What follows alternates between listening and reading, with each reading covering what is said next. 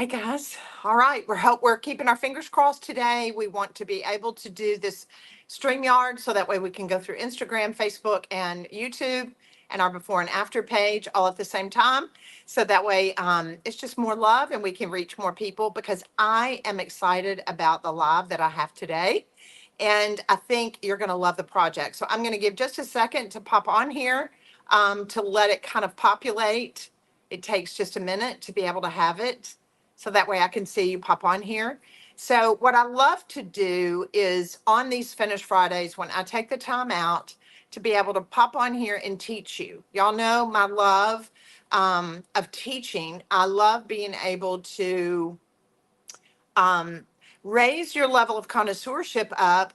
And I love it when I have this visual picture. Hey, Nancy, I have this visual picture that, hey, Tracy, to when you're sitting there at home that you're doing this. What? That's my goal. I want you to go, what? And then I want you to start thinking of all the ways that you can use the things that I teach you. So as you pop on here, say, hey, tell me where you're tuning in from.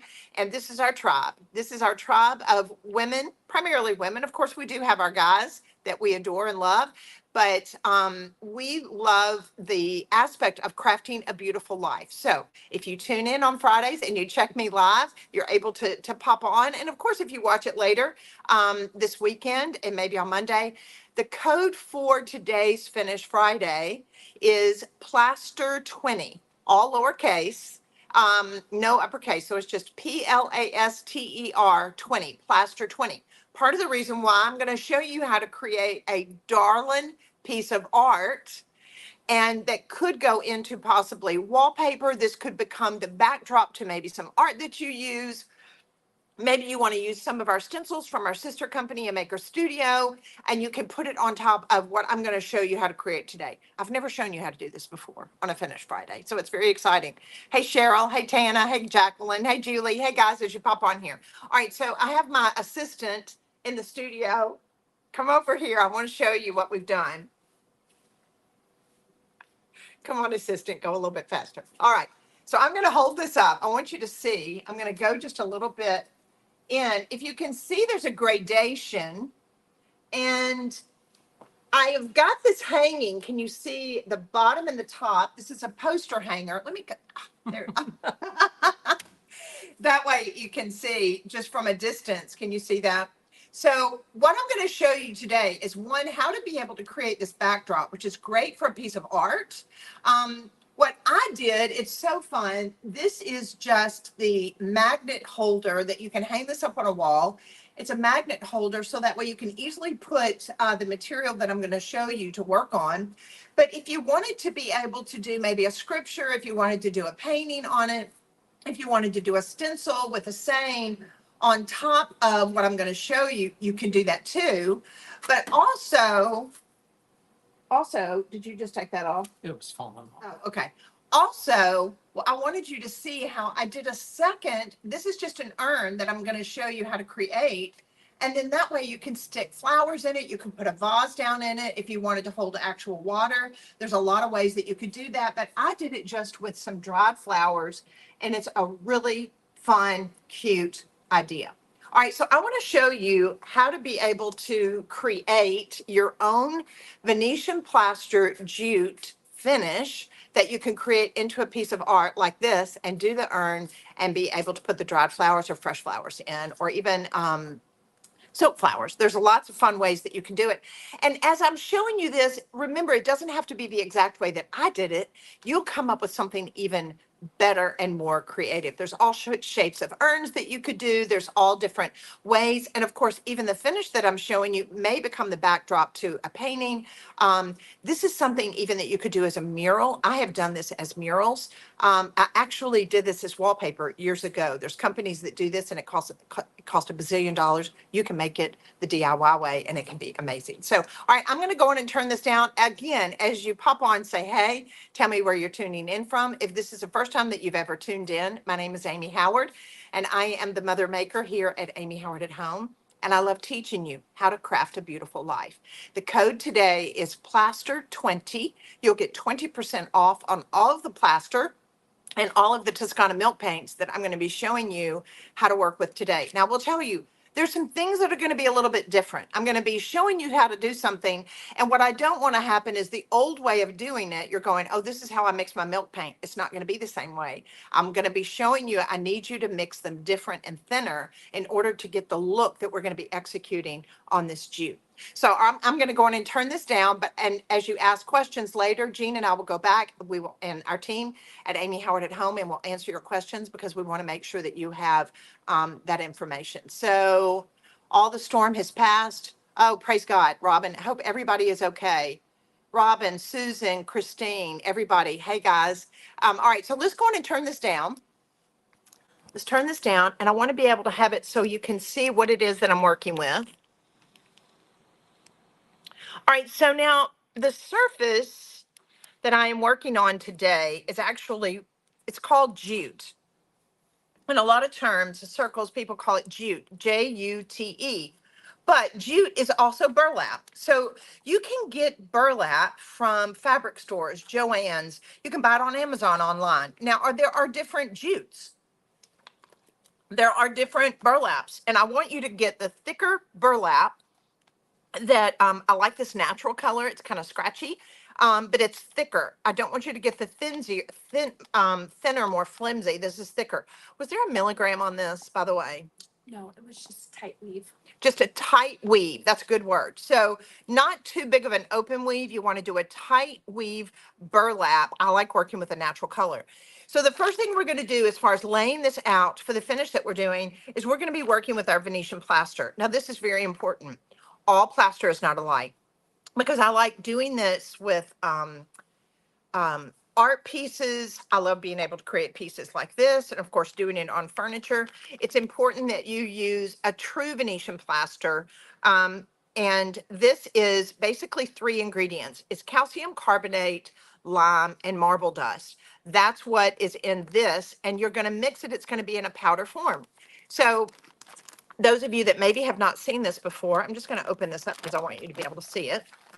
So it's in a powder form like this, and you're going to mix it with just regular tap water. When I am mixing my Venetian plaster, I like to mix it with warm tap water. If you do it with cold, it's going to be harder to be able to stir, not hot, just kind of a room temperature or a warm tap water. So you're going to mix it up to be about the consistency of really thick sour cream. So I'm going to hold this up because I want you to be able to see. This is going to be very important. So see how long it takes for that to pop down in there like this. If you want it just a little bit thinner, you can. But what may happen, if you want to get by with one coat, possibly one with just a touch up, if you make it a little bit thicker, it's going to be nice. Now, what I do want to make sure that you do when you're doing the plaster, don't try to put it on so thick the first time that you have it cracking. Whether you're working with the Luxe lacquer, whether you're working with a lot of our paints, it's better to put on 2 thin coats that are evenly distributed so you're happier with the execution than it is trying to get it all done one time. A lot of people will say, Amy, you're one step. I put it on really thick because it's supposed to be one step. It's one step, not one coat. So I want you to remember that whether you're doing plaster, whether you're doing one step or you're doing lacquer, let's put it on thinner. Don't worry about the jute showing through. And then that way we're going to be happier with the execution. So I can see you, Mary, Portia, Christine, everything. Your grateful student.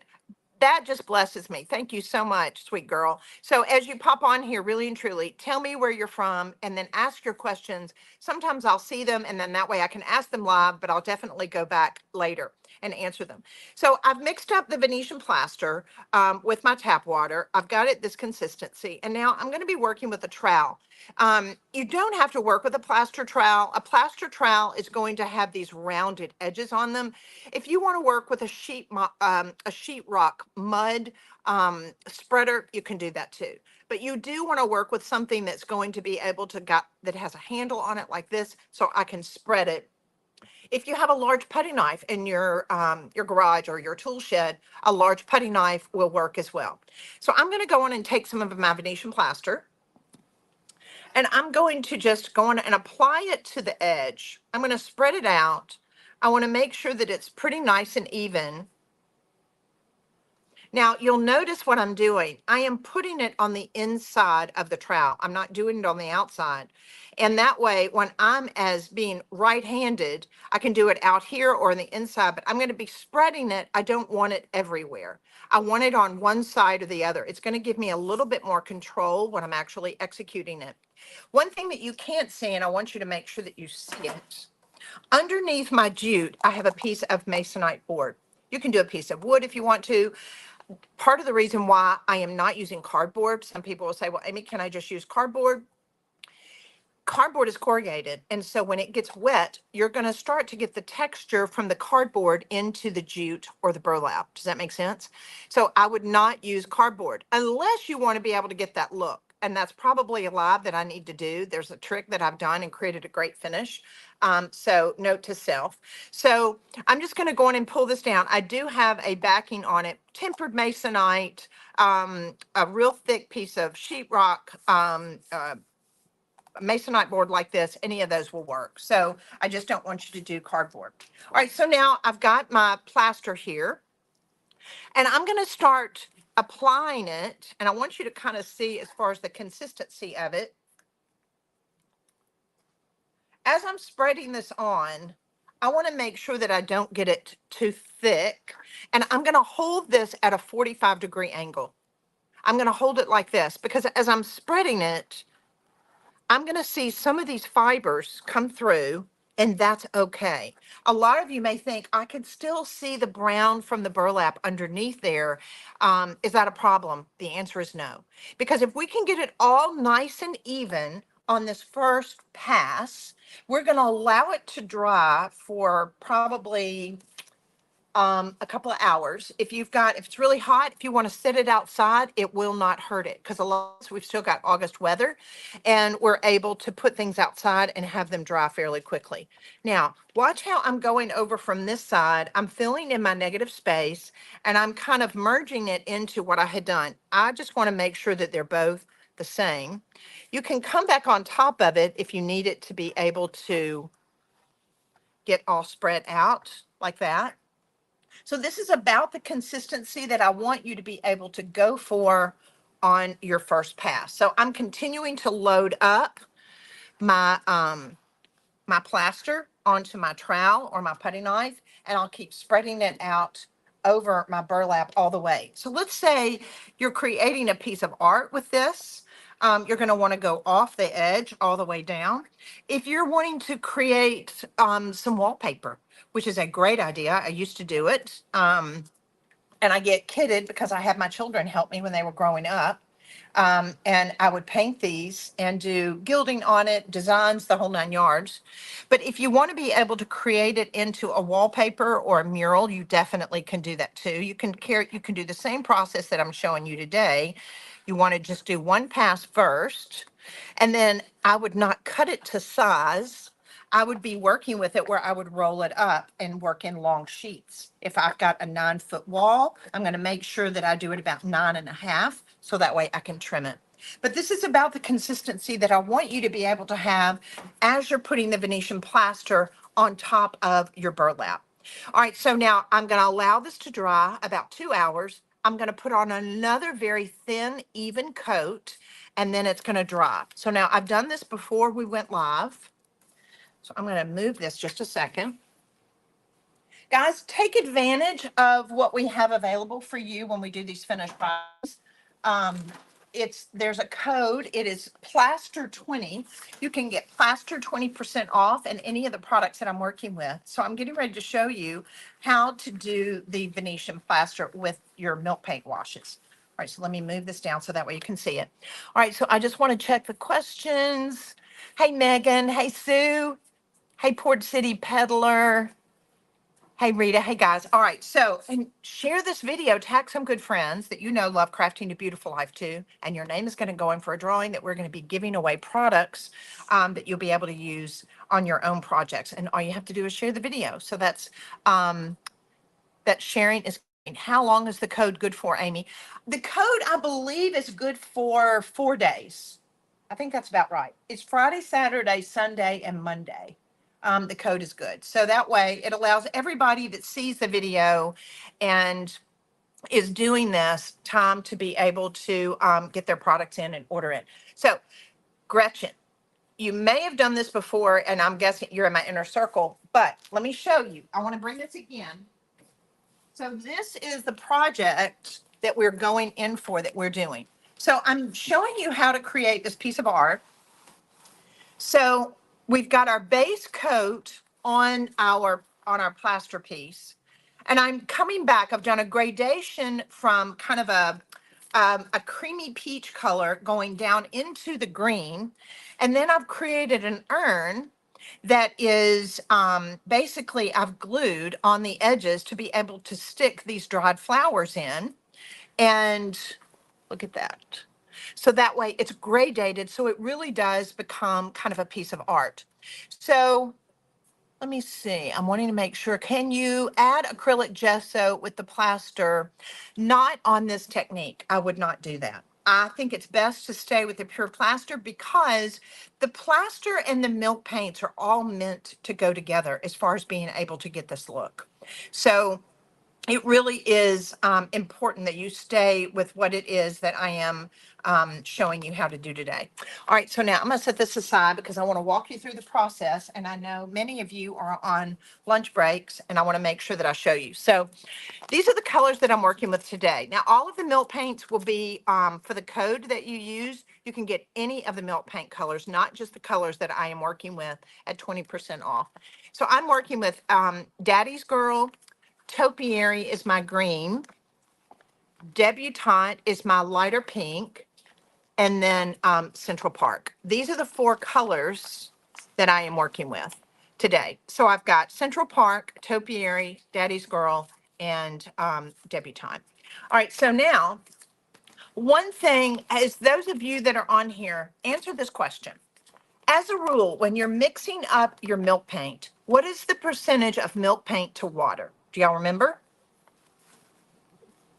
I need a little clock just kind of ticking. What is the percentage of the milk paint to water? As a rule, it's 1 part water to 1 part powder. But now what I'm doing today is I want you to think about, yes, you're right. It's 50-50. Good job. Good job, Jessica. Good job, Angela. Good job, Jacqueline, Brenda, Lords, Gretchen, Teresa. Good job. All right. Good job, Megan. All right. So it's normally 1 to 1. What I want you to do, though, when you're going to be creating a backdrop to a piece of art like I'm showing you today, we're going to be working a little bit thinner because we've got two things going on here. We've got this plaster that we've put on top of this jute. You see the cracking that's starting to go on naturally, which I adore, but it's very, very absorbent. And then if I have a plaster that I'm doing on this piece of art and with my milk paint, if I don't thin this down and wet this surface before I get started, what's going to happen? The brush and literally where I brush that on is just going to stop and it's going to soak into it almost instantly, and I'm going to see brush strokes. So I've got to fight against that. So I've got to do two things. I've got to make sure that I thin this just a little bit more. So I'm going to do 2 parts water, 1 part milk paint. And then the other thing I'm going to do is I'm also going to be using water. I've got to wet this as I'm working. So I'm going to go on and I'm going to just spritz my plaster that is dried. This dried 2 more hours after I did my second coat. If you're just now popping on, go back and watch the very beginning of the video so that way you can see. So I'm spritzing this with a fine mist. It is not a big spray. It's a fine mist. I think we're getting a little bit of echo. I don't know why. So I'm going to spritz this all the way down.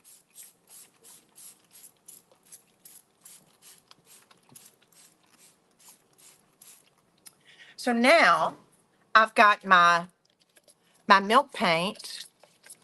This is the Debutante that I did. It's 2 parts water, 1 part paint.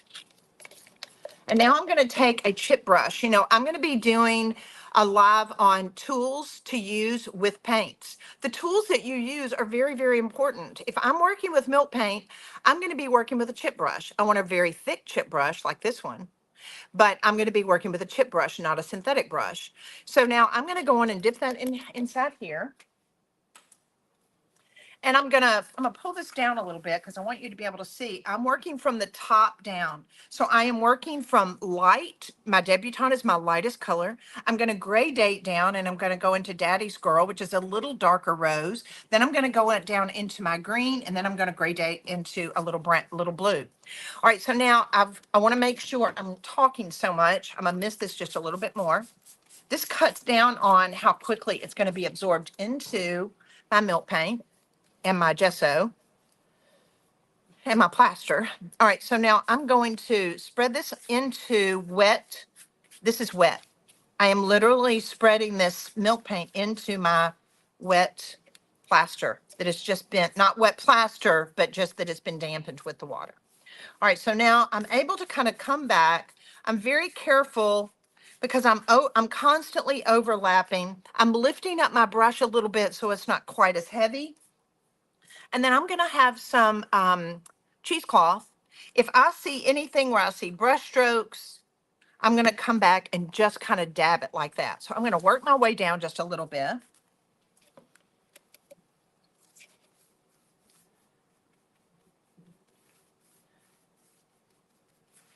Sorry, as I can't answer your questions. As I'm starting to work, I'm gonna have to kind of focus on this. I can't look at my screen, but I will go back and answer your questions. All right, so the other thing that I love on this, is I'll start to see the cracks a little bit more. It's so pretty. I get this just a little bit closer. You can kind of start to see the cracks in it. It's prettier in person. A lot of times the highs and lows of these colors really kind of start to fight with one another when you're doing it on camera like this. All right, so now I'm going to transition to Daddy's Girl. This is the lighter color that I just put on. And now I am going down into, excuse me, this is debutante. Now, see the values? See how it's just a little darker? That's very important. I don't want to go from too dark of a transition. I want it to be very, very subtle. So you want to do that. If you want to do this in creams and taupes or greens, just try to make sure that your colors are too varying different. All right, so now I'm going to move this up a little bit. I'm going to go in and mist it again. It's all of the process. I'm misting it. I'm adding my color. I'm modeling it with my cheesecloth, and I'm working my way down. You could even do like sunset colors would be so pretty. So the other thing I want you to notice, I'm going into this color. See how I am moving into from this area where I'm wetting the plaster. I'm wetting the milk paint that I just did too, because I'm wanting to see a gradation. I don't want to see a stop and start. So now I'm going to go in and put my milk paint in here. Again, it's mixed 2-to-1, 2 parts water, 1 part paint, because I don't want it to be, I don't want to see the transition too much. It's all about being very, very subtle. Just want to spritz this again just a little bit because it will evaporate fairly quickly. If you get a phone call, if you have to walk away, please spritz it with water. Make sure this is moist. I don't want you going into dry plaster trying to get a gradated look. All right, so now I'm going to come into that color. Look at, I'm going to come up just a little bit. Again, it's a very light touch. If I need to, I'll come with my cheesecloth as I start to transition into that color, because that way now I don't see, it's just gradual as I see going from that paler color into this darker color of Daddy's Girl. So now I'm going to come down a little bit. What would be really pretty is to have this as more of a monochromatic piece of art. Could be so pretty. You don't have to go into the greens if you don't want to, but I wanted to kind of show you how you could do that. So now look how I'm coming back and I'm modeling it. It softens it. The other thing you're going to notice, you may get some of your scratches, your colors, and your cracking start to show up. That's very desirable. Don't let that bother you at all. I absolutely love it. I just want to say this. I know there's a lot of light on this because I'm wanting you to see how to do it. And so there's a lot of light, a lot of highs and lows, but this would be one killer wallpaper. Killer. killer, killer. Can you bring that over to me one more time? I want you to see this as I start to go in now and add in the green. So I want to just show you again what we're going for, what the goal is. So here's my top color. You see, and again, I apologize for the glare. See how now I'm going to transition from this kind of pinky, peachy feeling color down into this green. But I want it to be a gradation. I don't want it to go from a real light color into this. So I've got to continue to gradate this color so I'm allowing it to be able to transition.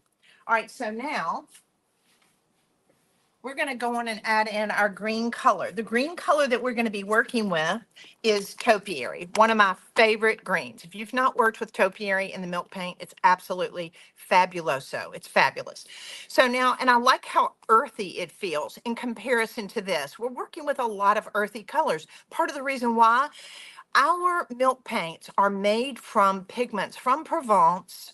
These are not synthetic pigments. These are natural pigments that come from Provence, these quarries. So you're going to be looking at these really gorgeous natural colors. And I think that just really adds when you're creating beautiful artwork like this. So I'm going to go on and move this down just a little bit more because I want you to be able to see how I'm going to transition it. So I came all the way down here, but I'm actually going to come up here to be able to start adding my green.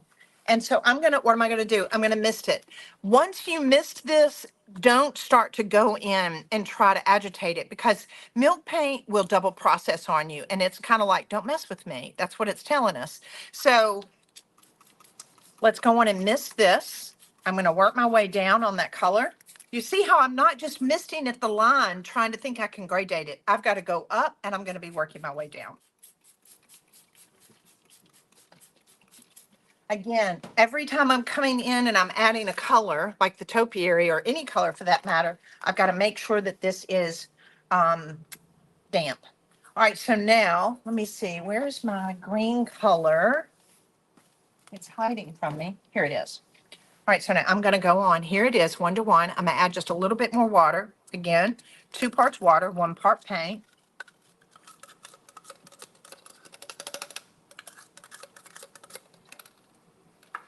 Add just a little bit more water because I want it to be very thin. The whole process of gradating milk paints on jute and with plaster like this is really a beautiful art form. It's going to allow you and open up a whole new world for you that I promise it's very, very, very satisfying. All right, so now I'm going to, here we go again.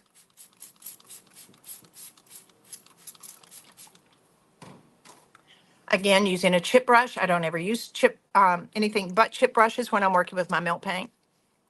Offload it. I want just a little bit because I'm going fairly dark now. I've got my cheesecloth ready. Look how thin I'm putting this on. Now I'm going to work in smaller sections now that I've gone into my green because I want to model it. So I've got my cheesecloth here. What, do you see this? Look at that. You didn't even see that transition. Let me move that down a little bit. I don't want to see a line. I can always come back and add just a little bit more color as I'm transitioning this. I'm going to come down a little bit at a time. If I start to see it dry out, I'll mist it just a little bit more. But my biggest concern is I don't want to see lines where I'm starting to lay this color on. What's interesting is I'm starting to see my cracks pop out even more. It's fabulous. I just love it. Love, love, love, love, love. Love, love. I wish you were here in person. Wouldn't that be fun? Wish you were here in person so that way you could see this. I'm misting this.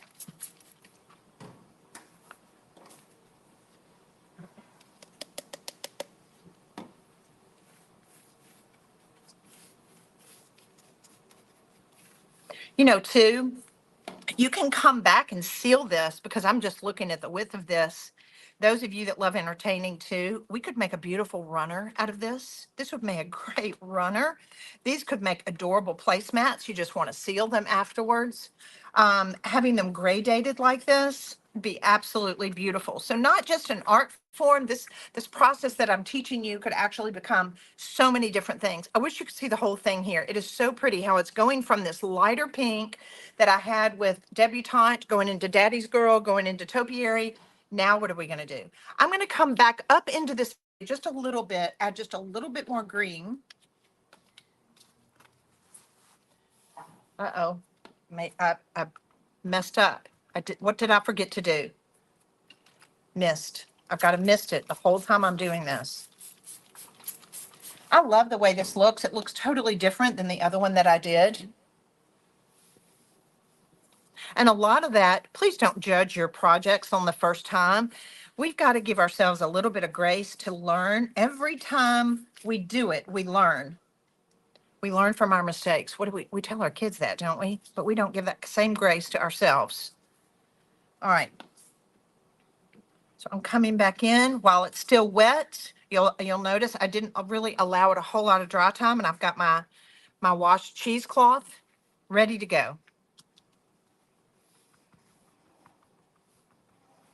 I'm just really working on these lines. I want to make sure that I don't have any lines going on there. Now, I want to show you, only because I used a little bit of it on my other one, but I'm going to show you how I came in with Central Park, added just a little bit of blue into the bottom. Hang with me. We're almost finished. I'm going to pour this in here. Central Park is one of my favorite milk paint colors. If you haven't gotten it and worked with it, take advantage of the code today. Plaster 20 will be good through Monday night to be able to get your Venetian plaster as well as your milk paints 20% off. All right, so now I'm gonna look at that color. Isn't that yummy? Can you see that blue? So pretty. All right, so now I'm gonna mist it again. I'm coming in with just a little bit of blue at the bottom. Again, we're going lighter to darker, all staying a very natural color family. Always working with a chip brush. Don't work with a synthetic when you're doing your milk paints like this on your plaster. I'm just gonna lay in just a little bit of this blue. You know, also a lot of people don't realize you can do this finish on a pretty linen, and you can apply linen with this finish on it with glue to furniture. It makes for a really pretty technique. All right, so now what I'm going to do, I'm going to have T take this over and put it in the dryer. I want you to see how I'm going to go back to this lighter color for my urn that I'm going to put onto the bottom, and I'm going to show you how to create that. So we're going to take another piece. We're going to take another piece of our jute, and you can just draw out a template for whatever you want your urn to look like. It might be a larger, rounder urn. You can print these off on the internet as far as just different shapes that you want to be able to do. My suggestion is to be able to have it folded. You know, we did things like this when we were in grade school. Just fold it, then that way you can draw it off, and then that way you'll get a mirror image of the urn, and that's just what we did. So when I open this up like this, I just traced it out onto my burlap. But now here's a tip that you need to make sure that you know. It's going to be easier for you to be able to cut it after the plaster has its first coat, because the burlap is kind of flimsy and it doesn't allow you to be able to really do a good job. So just have a square piece. Do we have a square piece that's smaller? We don't, do we?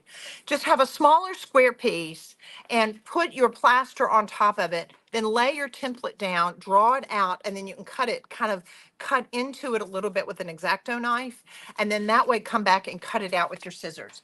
So what I'm doing on this piece of art, I want to make sure as I lay it down, let me show you again, as I'm laying it down on top of this green, I'm pulling the light color from the top. So if you go into more taupes, if you're going to more blues, it's just good to have whatever color is at the top of your piece of art as your urn. It's going to make it feel a little bit more cohesive. All right, so I'm just going to do the same thing I did again. I'm going to mist my urn, making sure that my plaster is nice and damp. I've already got my debutante milk paint and my Daddy's Girl ready.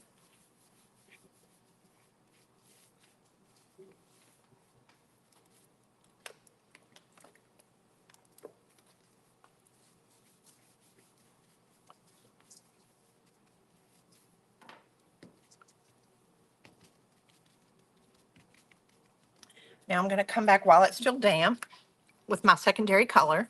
And I'm going to go over the whole thing. I'm just trying to create it where it's kind of muted.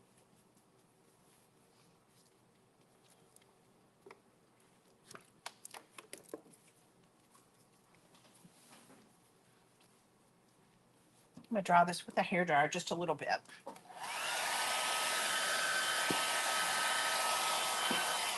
Uh-oh. Tangled up. Just a second.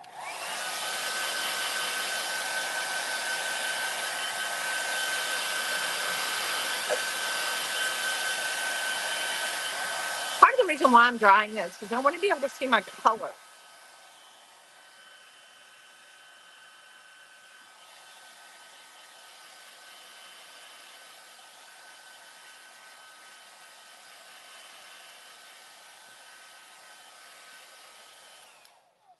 All right.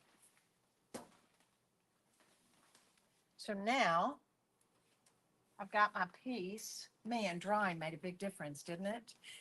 I'm wondering if that light is creating just a little bit of a glare. Turn it up just a little bit. Point it up.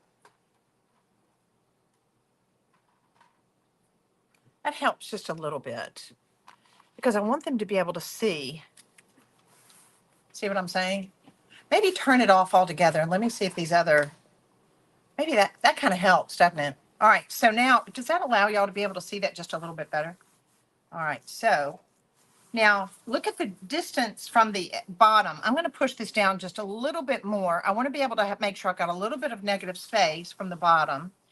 And then, so what I'm going to do is I'm going to come back and I'm just going to take a glue gun and I'm going to go around the edge and I'm going to glue this down so where I'm just going from here around all of the sides and the bottom like that.